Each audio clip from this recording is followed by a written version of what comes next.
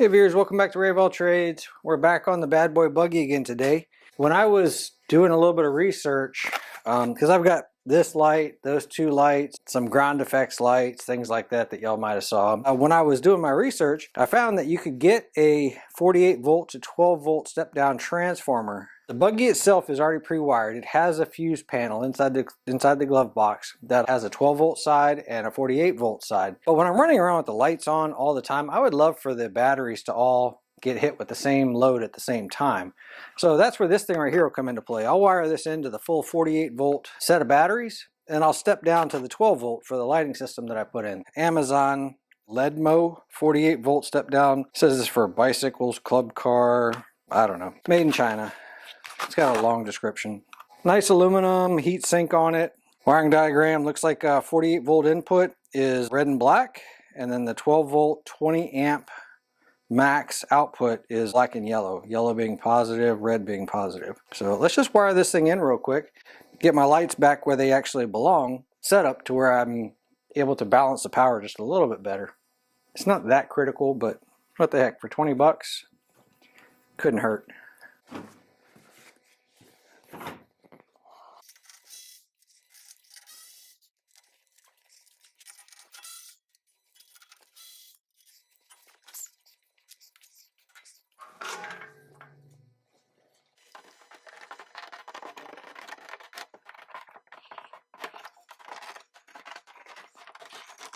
Okay, so I jumped on the internet. These good folks at cartaholics.com had actually a schematic that I tried to print for you guys so you could see. I was looking at it on my phone. This is your battery feed, so each one of these is a battery. So 6 volt, 6 volt, 6 volt, 6 volt, 6, 6, 6, 6, right? So from here to here is 48 volts. Here to here would be 6 volts, 12, right? 18, works its way up. So what they did for the lights, I thought they had a regulator, or excuse me, a step down transformer here. Instead, what they did was this entire circuit, which would be these three fuses, your lights, I'm trying to read, it's very, very light and blurry. So key switch, I think this says headlamp switch, 12 volt, I bet that's for the cigarette lighter. Okay, so anyway, that's your lights, comes through that key switch, goes to a diode. This is your 12 volt side. What they did for the lights was they only used these two batteries. For the, and that's coming off of, by the way, it's coming off of these wires. So this wire right here is this one, is this right here, this connection right here. So that's these two wires.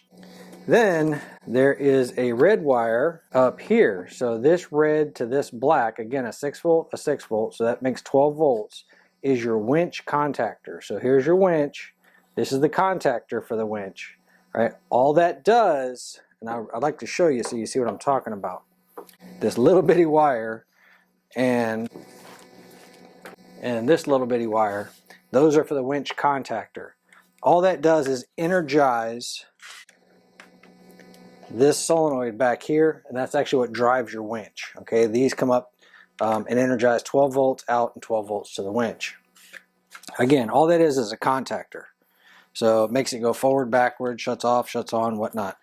I'm not as concerned about that. However, if all we need is a couple of 12 volt services, 1, 2, right? So the winch contactor, your headlights, things like that. This claims it'll do 20 amps. This winch, I hope, almost never gets used. So whenever it does engage, it's pulling off of two batteries anyway. I'm not that concerned about the winch contactor. But the headlight circuit, I would like to pull off, instead of only using two batteries, I'd like to use the full 48 volts and then step it down. So what I'm going to do is one side is ground, right? So this is the ground side. So what I'm going to do is I'm going to disconnect, I'm going to figure out which of these two wires is this one that feeds the fuse circuits, disconnect it, and that will now be my 12 volt source from that step down transformer. So basically I'm disconnecting here, and I'm going to tie that in through a step down transformer to the 48 volt side. So the 48 volt will be fed from here all the way to here, and then the 12 volt side will be coming directly into here. Hope that makes sense. Really happy that these guys had this schematic, because I'm trying to figure out a whole two-wheel drive and four-wheel drive aspect, and I'm going to use this to determine how the controllers are done. So let me disconnect these wires, hook up one at a time, and see which one is actually driving my fuse panel for the headlights.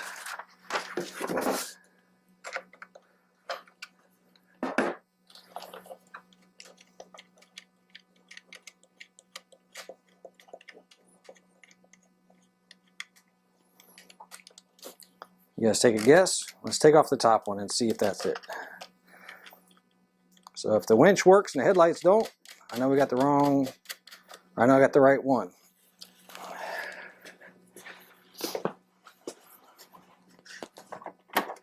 All right, headlights work, and I'm sure that the winch doesn't.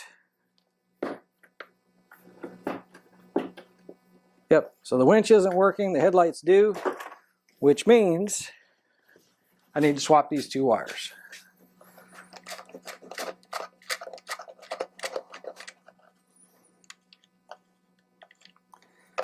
That means that this wire right here, the colors don't match up because I had extended a couple of these wires when I was doing the headlights earlier.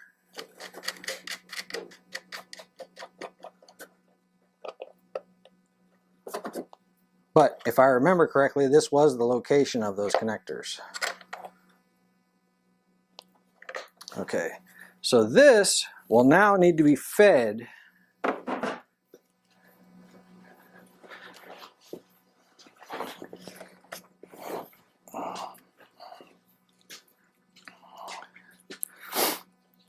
So remember, I have a 12 volt side, so the negative is going to run all the way back to back there, back to ground.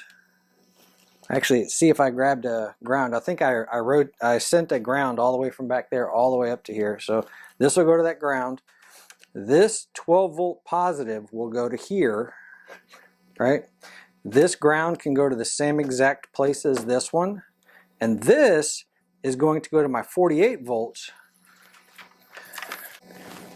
which if you follow your charging wires right here, one side goes right here through that fuse, the other side goes there. That's your full 48 volt circuit. Okay, I've tried several variations here. This is, in simplistic terms, this is effectively what we're changing the design to be. This represents the 8 6-volt batteries, so this is 48 volts worth of batteries. This is basically the positive, so the positive charging cables on this side, the negative charging cables on this side.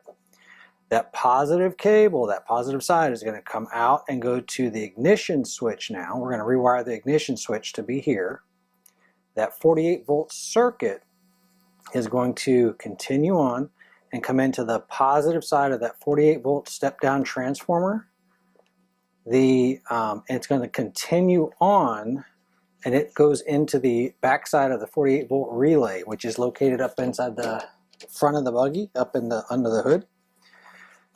The 12 volt side of the transformer, the positive leg, which would be in green here. So the green comes out this way, comes up, it goes, continues past these black wires, and it feeds the positive side of the lights, the positive side of the winch control, and the positive side of the 48 volt relay control. So if you notice, unless this transformer is on, I don't have 12 volts feeding anything, and this ignition switch is controlling whether or not this is on. The negatives are all basically tied together. So the negative of the 48 volt side is here, the negative of the transformer is here, the negative of the lights is here, the winch control, and the 48 volt relay. This is effectively, and then once that relay turns on, it turns on power to the motor circuits, right? This also goes to motor circuits. That's effectively what we're doing. I'll pause here for just a second so you guys can copy if you're planning on copying anything off of that.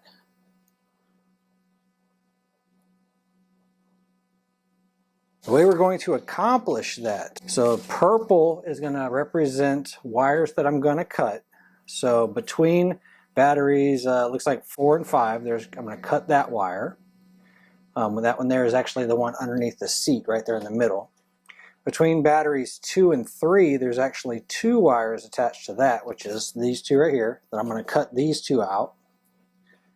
There's also a feed between the ignition switch that separates the ignition switch from the lights. So I'm going to do this by cutting the wire at the ignition switch or cutting the wire up here in front of the fuse, because the fuse is actually located on the fuse block. We can do it either direction.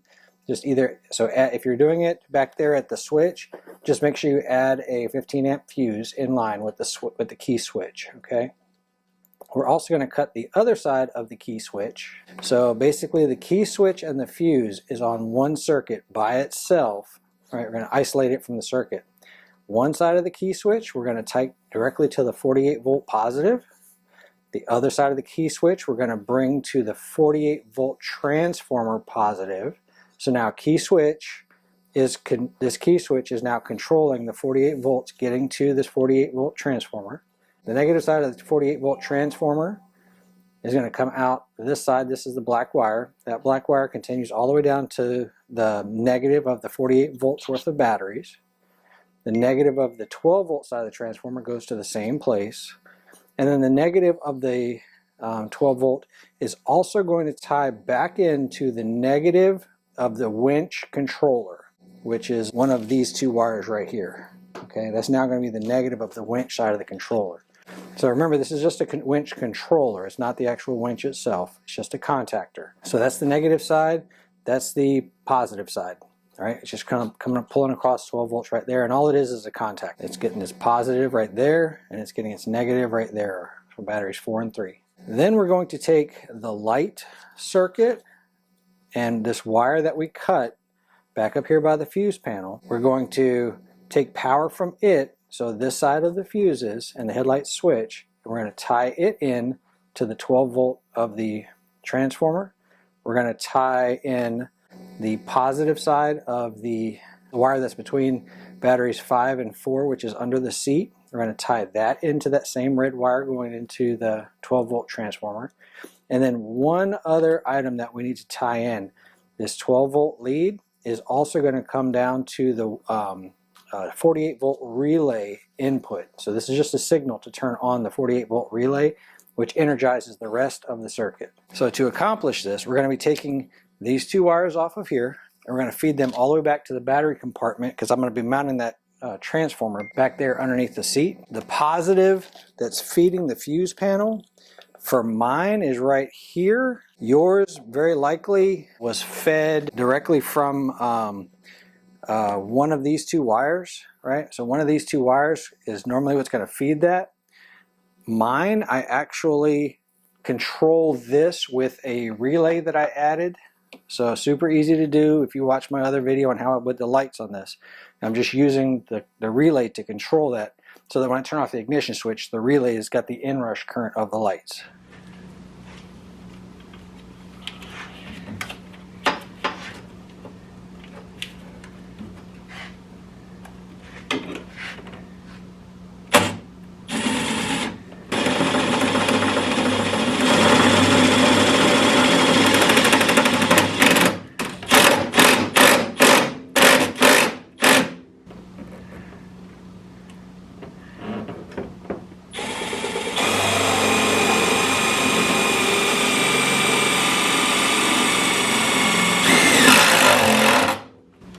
Yellow is my 12 volt side, positive. Red is my 48 volt side, positive. I disconnected my switch and I ohmed out which side goes up to my fuse block up there. 0.25 ohms, 87 ohms. The 87 ohm side is not it. So I want the 0.27 ohm side. That's the one that's going to go to my fuse block.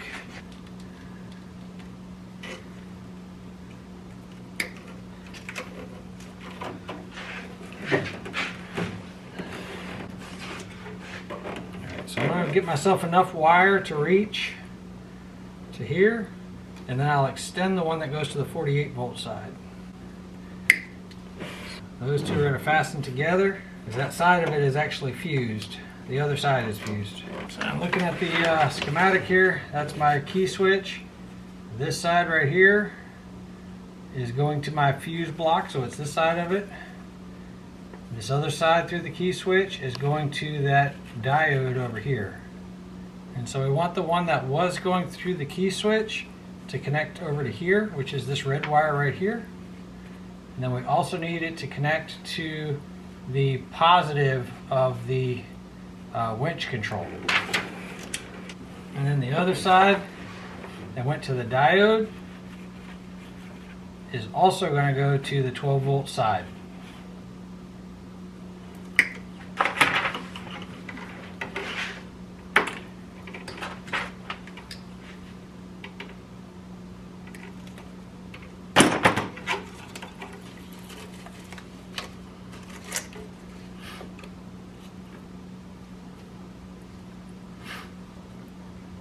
Those all go together. And then the red wire that I cut out for the winch control is also going to go to 12 volts, which it used to be tied in, I think it was right here. So let me get a wire to extend this one. Alright, so I soldered up my 12 volt connections. I soldered up my 2 grounds. Can we talk about that for just a second? I've had a few people comment and tell me that you never ever solder wires in cars. You always have to use crimp connectors and whatnot. And I'll agree that the factory does install a whole lot of crimp connectors, and they're made to last. But all of this spawned from a video that I watched, and a guy had done a couple of crimp connectors, and he was showing that, not crimp connectors, he soldered up a connection. It was a stranded wire connection, and the comments, they just ridiculed the heck out of this guy about why did he solder a connection, that the solder is going to fail, the solder wicks it up, and the wire is going to break, and all of this stuff. Well, here's the thing. I was professionally trained, and we soldered wires. That's how you made a better connection. So if crimp connectors were the right way to go, then why did this factory crimp connector just fall apart in my hands?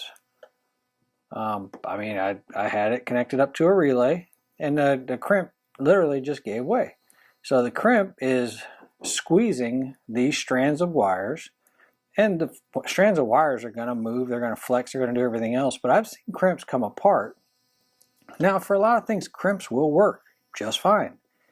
But I don't get what the big controversy is about why people are getting away from soldering.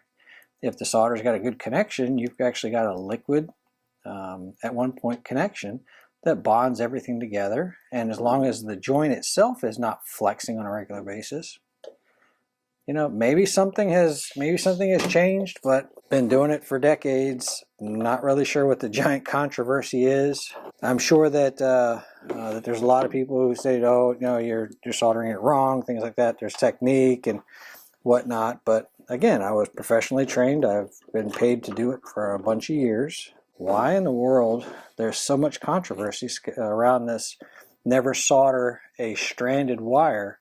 Well, I mean, all the training I've ever had is stranded wires you either crimp or solder, and you never soldered solid wires. Anyhow, soapbox is over. I took the 2 grounds, I separated them with a larger diameter wire. Let me put a crimp ring on these 2. We're going to attach them to the battery right here, which is where your negative of your charger is coming into play.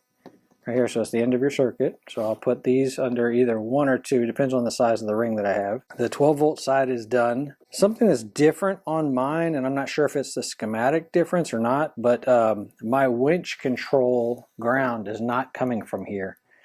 So just keep that in mind. Trace out your winch control. I believe I've got some cut wires up in the very front, so I got a feeling that somebody modified mine and I haven't traced it down yet. Let me put these on here, and then the 48 volt, and take it through the switch, and then we're going to end up coming back over here to the positive of the 48 volt circuit.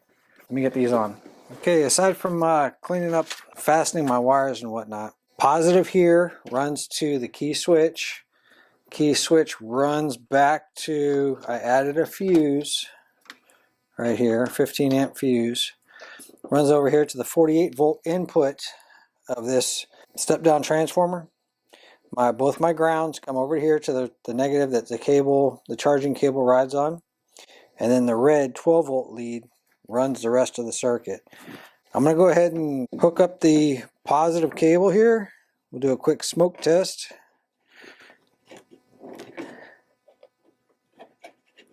And then I want to see when I turn on that switch if I get 12 volts up here at my lights and everything that I've got currently all powered off. I'm going to use a voltmeter to test it. Okay, no smoke yet. So I'm in neutral. Let's turn it on. I've got solid green lights on my controllers.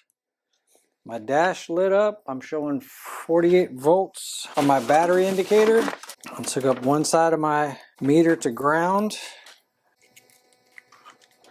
And what we're hoping for is 12 volts up here at the lights. So I don't want to turn them on until obviously I know I have 12 volts. And the fuse panel has 12.1 volts. 12.1. High beams brought it to 11.8. 11.8 on low beams. Let's turn on some LEDs. 11.7. What is that? That's my ground lights, my ground effect lights. 11.6. So I'm turning on all my lights. Yep, 11.6. I mean, it's trying. It's not terrible. What the cool part is, even with all of these lights on right now, I'm pulling them all off of that one step down transformer. My controllers are happy. My Sevcon controllers are happy. Like I said, my winch controller is wired differently. Somebody's already been in there. 11.6. It's trying. It's holding. Because I've got a decent LED down here. I've got some up here. I've got the halogens. I've got the ground effect lights. Probably going to put a stereo at some point. Okay, not sure if you guys have seen this before, but the way you would check for amperage, I'm just going to check for amperage on this entire box, right? So what I did was I disconnected the negative leads. Okay. This is my negative that was attached right here. I've got an alligator clip attaching my one lead of my meter there.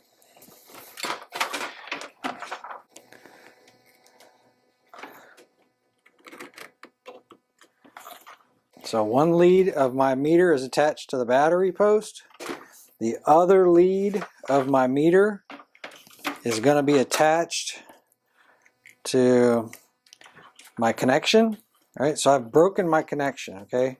What I'm going to do is make the connection through the meter. So I put it on 10 amp max fused setting. I'm going to put this on DC amperage. Okay, let's turn on a light so you guys can see. All right, right now I expect to be pulling no amperage, right? The decimal point's right there. All right, let's turn on the key switch, which will activate, which will give 48 volts to this controller. Key switch is on. So 0.089, so that's 89 milliamps. Let's turn on a light bar in the very, very front. That pulls 3.25 amps. Let's put on my ground lights, my ground effect lights. That's pulling another, I don't know, 200 milliamps, something like that. Let's turn on my spotlights up on the top. 4.5 amps. And since I think it might be pretty high, I'm going to kill those real quick because I don't want to blow the fuse in here. Let me turn on the headlights by themselves. Yeah, 6 amps, 6.2 amps on just the headlights. 7 amps when I'm talking about the high beams. So 7 amps on high beams, and then if I turn on all of my LED stuff, it's 4.9 amps. I'm pulling 11 amps or so. So if I turned on all of them at one time, the fuse in the meter would have blown. Transformer says it can do 20 amps. So not pulling a huge amount of amps. I do have a 15 amp fuse in there in case I get a short on the high voltage side and on the low voltage side. I'll normal this thing up, get all these wires tucked away and fastened so that they don't jump on each other. Not really sure why Bad Boy Buggy didn't do this from the factory. You would think that they would have done that so that all of the batteries are all balanced and all pulling the same amount of load at the same time. Seems like a pretty easy way to do it. $20 control or transformer. Hope you guys got something out of the video. Really appreciate you hanging out with me. Yeah, let me know what you guys do as far as soldering or crimping, or what the best way to do it is. It's been a long time since I've been in school. I learned once and just kept doing it. Hope you guys enjoyed the video. I'll catch you on the next one. Thanks for hanging out.